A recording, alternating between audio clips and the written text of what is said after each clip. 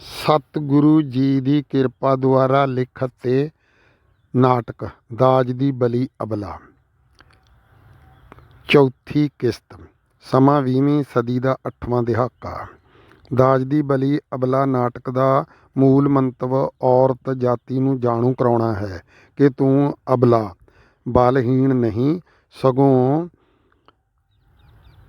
ਤੂੰ ਸਬਲਾ ਬਲਵਾਨ ਤਾਕਤਵਰ ਹੈ, ਕਿਉਂਕਿ ਤੂੰ ਜਗਤ ਜਨਨੀ ਹੈ ਅਤੇ ਸੰਸਾਰ ਦੀ ਉਤਪਤੀ ਦਾ ਮੂਲ ਕਾਰਨ ਵੀ ਖੁਦ ਤੂੰ ਆਪ ਹੈ। ਅਜਿਹੀ ਸੋਚ ਨਾਲ ਤੇਰਾ ਮਨੋਬਲ ਪ੍ਰਬਲ ਹੋਵੇਗਾ। ਮਨੋਬਲ ਪ੍ਰਬਲ ਸਦਕਾ ਦੈਂਤ ਰੂਪ ਦਾਜ ਦੇ ਲੋਭੀਆਂ ਤੋਂ ਬਚਿਆ ਜਾ ਸਕਦਾ ਹੈ। ਇਸੇ ਭਾਵ ਨੂੰ ਪ੍ਰਗਟ ਕਰਦਾ ਹੈ ਇਹ ਨਾਟਕ ਦਾਜ ਦੀ ਬਲੀ ਅਬਲਾ। ਸੀਮਾ ਪਾਣੀ ਪੀ ਕੇ। ਹਾਂ ਨਹੀਂ ਮੈਂ ਤੁਹਾਡੀ ਗੱਲ ਕੀ ਸੁਣਾ। ਪਹਿਲੇ ਜੋ ਮੈਂ ਉੱਥੇ ਦੇਖਿਆ ਉਹ ਮੇਰੀਆਂ ਅੱਖਾਂ ਸਾਹਮਣੇ ਇੰਨ ਬਿੰਨ ਘੁੰਮ ਰਿਹਾ ਹੈ। ਮੈਂ ਤਾਂ ਹੈਰਾਨ ਆ ਇਸ ਗੱਲ ਤੋਂ। ਨਾ ਕਦੇ ਸੁਣੀ ਨਾ ਕਦੇ ਦੇਖੀ ਸੀ ਅਜਿਹੀ ਗੱਲ। ਕੰਤੋ ਕੁਝ ਦੱਸੇਗੀ ਵੀ ਕਿ ਗੱਲਾਂ ਦੇ ਪੁਲ ਬੰਨੀ ਜਾਵੇਂਗੀ। ਸੀਮਾ ਮੇਰੇ ਮਾਮਿਆਂ ਦੇ ਘਰ ਕੋਲ ਇੱਕ ਕੁੜੀ ਦਾ ਵਿਆਹ ਸੀ। ਮਾਮੇ ਦੇ ਮੁੰਡੇ ਦੇ ਵਿਆਹ ਤੋਂ 3 ਕੁ ਦਿਨ ਮਗਰੋਂ ਘਰ ਲਾਗੇ ਹੋਣ ਕਰਕੇ ਉਹ ਕੁੜੀ ਮੇਰੀ ਪੱਕੀ ਸਹੇਲੀ ਬਣ ਗਈ। ਬਰਾਤ ਆਈ, ਚਾਹ ਪਾਣੀ ਚੱਲਿਆ, ਖੂਬ ਰੌਣਕਾਂ ਸੀ। ਜਦੋਂ ਫੇਰਿਆਂ ਦੀ ਤਿਆਰੀ ਹੋਣ ਲੱਗੀ ਤਾਂ ਪਤਾ ਕੀ ਹੋਇਆ। ਸਾਰੀਆਂ ਕੁੜੀਆਂ ਅਤੇ ਕੰਤੋ ਇੱਕ ਜਵਾਨ 'ਚ ਕੀ ਹੋਇਆ।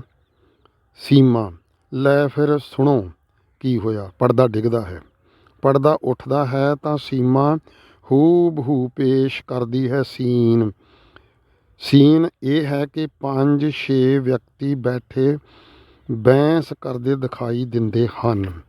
ਇਹਨਾਂ 6 ਵਿੱਚੋਂ ਵਿਆਂਦੜ ਮੁੰਡਾ, ਦੂਜਾ ਮੁੰਡੇ ਦਾ ਪਿਤਾ, ਤੀਜਾ ਮੁੰਡੇ ਦੀ ਮਾਤਾ, ਚੌਥਾ ਵਿਚੋਲਾ, ਪੰਜਵਾਂ ਵਿਚੋਲਣ ਅਤੇ ਇੱਕ ਹੋਰ ਸਮੀਪੀ ਰਿਸ਼ਤੇਦਾਰ।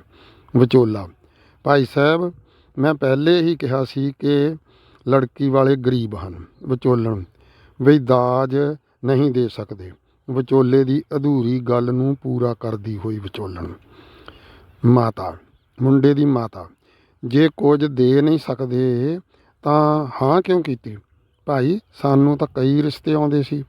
ਪਿਤਾ ਮੁੰਡੇ ਦਾ ਪਿਤਾ ਬਸ ਸਾਡਾ ਤਾਂ ਇੱਕ ਹੀ ਟੱਕ ਫੈਸਲਾ। ਮੁੰਡਾ ਏਸੀ ਗੱਡੀ ਲੈ ਬਿਨ ਫੇਰੇ ਨਹੀਂ। ਪਿਤਾ ਦੀ ਅਧੂਰੀ ਗੱਲ ਨੂੰ ਮੁੰਡਾ ਪੂਰਾ ਕਰਦਾ ਹੋਇਆ। ਸਮੀਪੀ ਸਾਂਝੇ ਤੌਰ 'ਤੇ ਦਾਜ ਦੇਣਾ ਤੇ ਦਾਜ ਲੈਣਾ ਦੋਨਾਂ ਲਈ ਜੁਰਮ ਹੈ। ਇਹ ਗੱਲਾਂ ਹੋ ਹੀ ਰਹੀਆਂ ਸੀ ਤਾਂ ਲੜਕੀ ਦਾ ਪਿਤਾ, ਮਾਸੜ, ਮਾਮਾ, ਮਾਮੀ, ਮਾਸੀ, ਭੂਆ ਆਦਿ ਆਣ ਪਹੁੰਚੇ।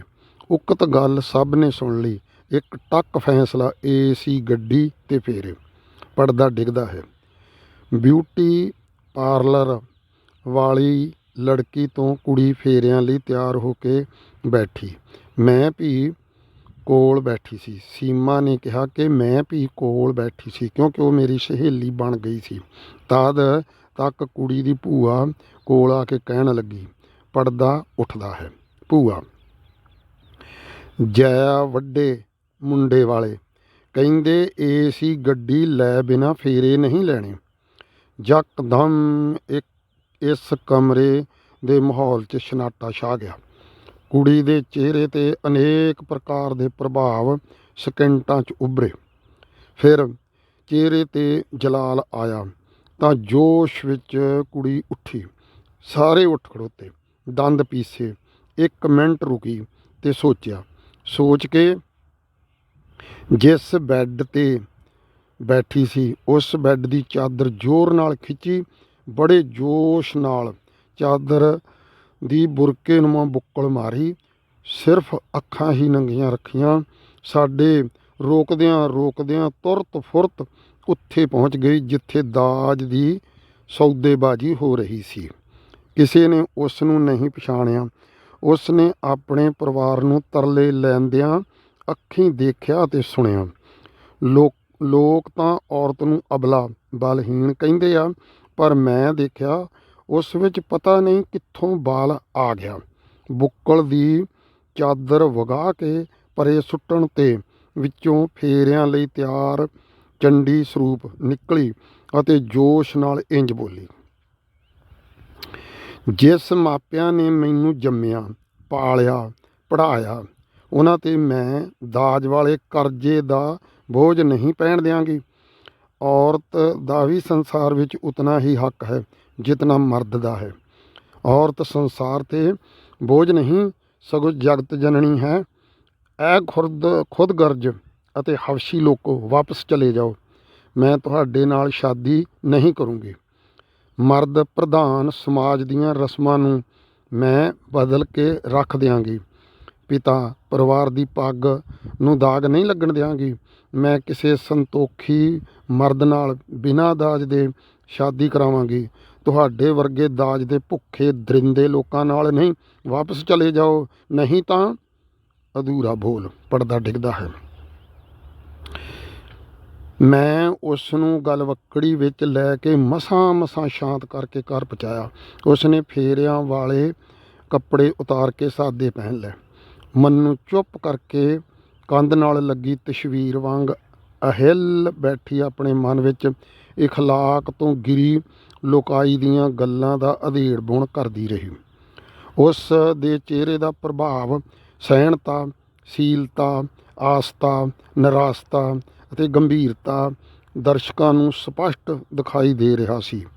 ਜਦ ਉਸ ਨੇ ਕਿਹਾ ਕਿ ਵਾਪਸ ਚਲੇ ਜਾਓ, ਤਾਂ ਅਮਨ ਪਸੰਦ ਸ਼ਾਂਤੀ ਦੀ ਪ੍ਰਤੀਕ ਦੇਵੀ ਦੇ ਉਸ ਸਮੇਂ ਚਿਹਰੇ 'ਤੇ ਪਤਾ ਨਹੀਂ ਕਿੱਥੋਂ ਇਤਨਾ ਜਲਾਲ ਆ ਗਿਆ ਕਿ ਚੜ੍ਹਦੇ ਸੂਰਜ ਦੀ ਲਾਲੀ ਵਾਂਗ ਚਿਹਰਾ ਲਾਲੋ ਲਾਲ ਹੋ ਗਿਆ। ਜੇ ਉਸ ਕੋਲ ਉਸ ਸਮੇਂ ਕੋਈ ਹਥਿਆਰ ਹੁੰਦਾ ਤਾਂ ਪਤਾ ਨਹੀਂ ਕਿੰਨਿਆਂ ਕੁ ਦੇ ਸਿਰ ਕਲਮ ਕਰ ਦਿੰਦੀ।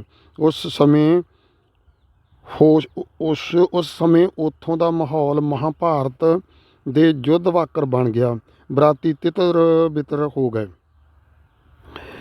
ਵਿਆਂਦੜ ਦੇ ਮਾਤਾ ਪਿਤਾ ਨੇ ਮਿੰਨਤਾਂ ਤਰਲੇ ਕਰ ਕਰਕੇ ਜਾਨਾਂ ਬਚਾਈਆਂ ਤੇ ਬਰੰਗ ਹੀ ਵਾਪਸ ਗਏ। ਪਰਦਾ ਡਿੱਗਦਾ ਹੈ। ਪਰਦਾ ਉੱਠਦਾ ਹੈ ਤਾਂ ਭੰਡ ਪਾਤਰਾਂ ਸਮੇਤ। ਪਹਿਲਾ ਭੰਡ, ਭੰਡਾ ਉਹ ਭੰਡਾ। ਦੂਜਾ ਭੰਡ, ਹਾਂ ਭੰਡਾ। ਪਹਿਲਾ ਭੰਡ, ਆਹ ਮੇਲਾ ਕਾਹਦਾ ਲੱਗਾ। ਦੂਜਾ ਭੰਡ, ਇੱਥੇ ਲੋਕਾਂ ਨੂੰ ਸਮਝਾਇਆ ਜਾਂਦਾ। ਪਹਿਲਾ ਭੰਡ, ਕੀ ਸਮਝਾਇਆ ਜਾਂਦਾ। ਤੁਰੀ ਜਾਂਦੀ ਔਰਤ ਦੀਆਂ ਚੈਨੀਆਂ ਧੂ ਕੇ ਨੱਠਣਾ। ਦੂਜਾ ਭੰਡ, 4-5 ਪਟੇ ਜਿਹੇ ਮਾਰ ਕੇ, ਉਹ ਨਹੀਂ ਭੰਡਾ, ਇੱਥੇ ਲੋਕਾਂ ਨੂੰ ਸਮਝਾਇਆ ਜਾਂਦਾ। ਪਹਿਲਾ ਭੰਡ, ਅੱਛਾ, ਇੱਥੇ ਲੋਕਾਂ ਨੂੰ ਸਮਝਾਇਆ ਜਾਂਦਾ, ਕਿਵੇਂ ਆਪ ਤੋਂ ਮਾੜੇ ਦਾ ਹੱਕ ਮਾਰਨਾ। ਉਹ ਦੂਜਾ ਭੰਡ, 4-5 ਪਟੇ ਜਿਹੇ ਮਾਰ ਕੇ, ਉਹ ਨਹੀਂ ਭੰਡਾ, ਇੱਥੇ ਲੋਕਾਂ ਨੂੰ ਸਮਝਾਇਆ ਜਾਂਦਾ। ਪਹਿਲਾ ਭੰਡ, ਠੀਕ, ਹੁਣ ਪਤਾ ਲੱਗਾ ਬਈ ਕੀ ਸਮਝਾਇਆ ਜਾਂਦਾ। ਦੂਜਾ ਭੰਡ, ਕੀ ਪਤਾ ਲੱਗਾ। ਪਹਿਲਾ ਭੰਡ, ਇੱਥੇ ਲੋਕਾਂ ਨੂੰ ਸਮਝਾਇਆ ਜਾਂਦਾ, ਕਿਵੇਂ ਅਬਲਾ ਦੀ ਪੱਤ ਲੁੱਟਣਾ। ਦੂਜਾ ਭੰਡ, 4-5 ਪਟੇ ਜਿਹੇ ਮਾਰ ਕੇ, ਉਹ ਨਹੀਂ ਭੰਡਾ, ਤੂੰ ਨਹੀਂ ਸਮਝ ਸਕਦਾ, ਇੱਥੇ ਲੋਕਾਂ ਨੂੰ ਸਮਝਾਇਆ ਜਾਂਦਾ। ਪਹਿਲਾ ਭੰਡ, ਕੀ ਸਮਝਾਇਆ ਜਾਂਦਾ। ਦੂਜਾ ਭੰਡ, ਇਹ ਸਮਝਾਇਆ ਜਾਂਦਾ ਕਿ ਲੜਕੇ ਭਾਲਣ ਵਾਲਿਓ। ਇਹ ਸਮਝਾਇਆ ਜਾਂਦਾ ਕਿ ਲੜਕੇ ਭਾਲਣ ਵਾਲਿਓ, ਧੀਆਂ ਬਿਨਾਂ ਨੋਹਾਂ ਨਹੀਂ ਮਿਲਣੀਆਂ। ਲੜਕੀਆਂ ਨੂੰ ਕੁੱਖ ਵਿੱਚ ਨਾ ਮਾਰੋ। ਪਹਿਲਾ ਭਾਵ ਭਰੂਣ ਹੱਤਿਆ ਨਾ ਕਰੋ। ਦੂਜਾ ਭੰਡ, ਲੜਕੀਆਂ ਤੋਂ ਬਿਨਾਂ ਨਹੀਂ ਜੰਮਣੇ। ਦੋਵੇਂ ਭੰਡ ਇੱਕ ਜ਼ਬਾਨ 'ਚ। ਕਾਕਿਆਂ ਨੂੰ ਕਾਕੇ। ਪਰਦਾ ਡਿੱਗਦਾ ਹੈ। ਰੱਖੀ ਤਰੀਕ ਅਨੁਸਾਰ ਨਿੱਕੀਆਂ ਵੱਡੀਆਂ ਉਲਝਣਾਂ ਨੂੰ ਪਾਰ ਕਰਕੇ ਮੰਨੂ ਦੀ ਸ਼ਾਦੀ ਹੋ ਗਈ। ਸਰਦਾਰ ਰਵੇਲਾ ਸਿੰਘ ਨੇ ਆਪਣੀ ਵਿੱਤ ਤੋਂ ਵੱਧ ਖਰਚ ਕਰਕੇ ਆਪਣੀ ਧੀ ਦਾ ਵਿਆਹ ਕੀਤਾ। ਦਾਜ ਦੇ ਲੋਭੀਆਂ ਦਾ ਘਰ ਨਹੀਂ ਪੂਰਾ ਹੋਇਆ। ਸਿੰਘ ਪਰਿਵਾਰ ਨੇ ਮੁੰਡੇ ਨੂੰ ਚੈਨੀ, ਕੁੜਮ ਨੂੰ ਕੜਾ, ਸੱਸ ਨੂੰ ਵਾਲੀਆਂ, ਨਨਾਣ ਨੂੰ ਟੋਪਸ, ਹੋਰ ਨਿੱਕ ਸੁੱਕ ਦਾ ਕੋਈ ਮੇਚ ਬੰਨਾ ਨਹੀਂ ਸੀ ਰਿਹਾ। ਫਿਰ ਵੀ ਮੰਨੂ ਨੂੰ ਕਾਰ ਜਾਂ ਸਕੂਟਰ ਜਾਂ ਨਗਦੀ ਲਿਆਉਣ ਲਈ ਟੋਕਿਆ ਕੋਸਿਆ, ਟੁੰਬਿਆ ਤੇ ਪ੍ਰੇਰਿਆ ਜਾਂਦਾ ਰਿਹਾ। ਉਸੇ ਦਿਨ ਤੋਂ ਹੁੱਲੜਬਾਜ਼ੀਆਂ ਚੱਲ ਪਈਆਂ। ਮਾਤਾ ਦਾ ਪ੍ਰੇਰਿਆ ਪਤੀ ਦੇਵ ਮਾੜੀਆਂ ਕਰਤੂਤਾਂ ਕਰਨ ਲੱਗਾ।